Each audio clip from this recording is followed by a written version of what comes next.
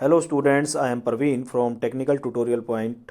एक बार फिर से आप लोगों का स्वागत है। आज जो हमारा टॉपिक है आइस रेफ्रिजरेशन सिस्टम।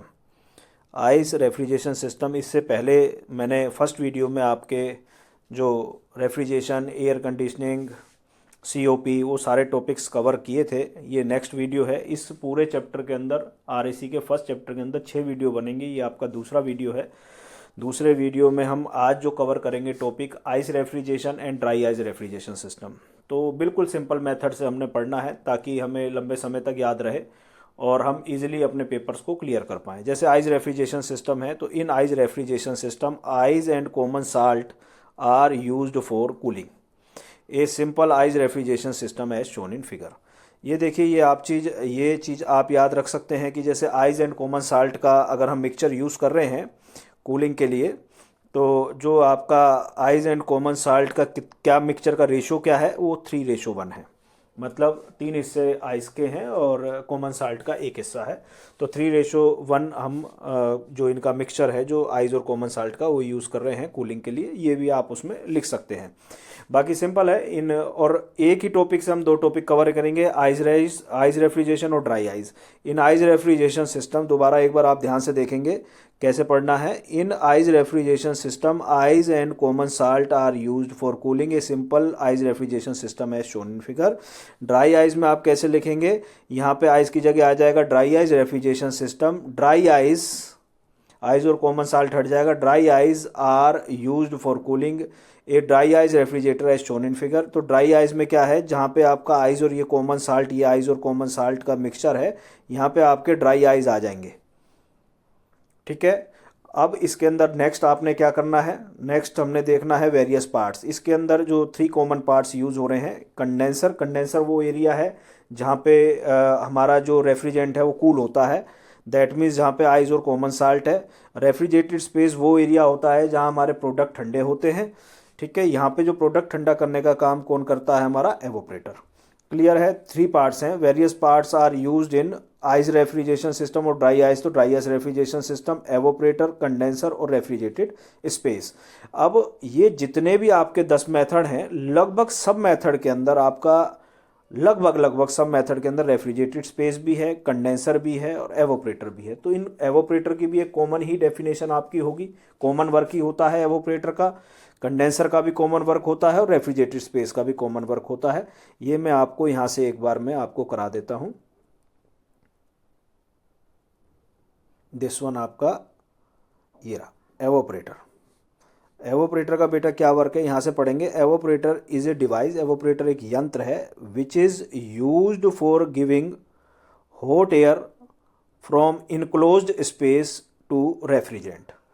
एवोपरेटर का काम क्या हुआ, जो प्रोडक्ट्स आपने फ्रिज के अंदर कोई भी प्रोडक्ट रखा, उसकी जो गर्मी को लेके और रेफ्रिजरेंट को देने का काम हो गया एवोपरेटर का। तो एवोपरेटर ने उस गर्मी को किसको दे दिया, रेफ्रिजरेंट को दे दिया।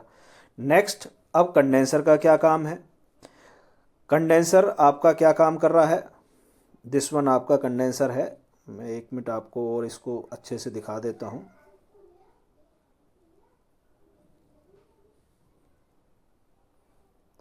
Condenser is used for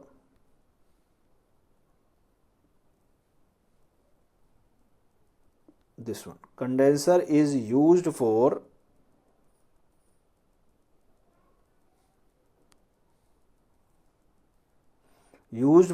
removing the heat from refrigerant and gets cooled it. तो आपका कंडेंसर किस काम में आ रहा है, हीट को is used for removing heat.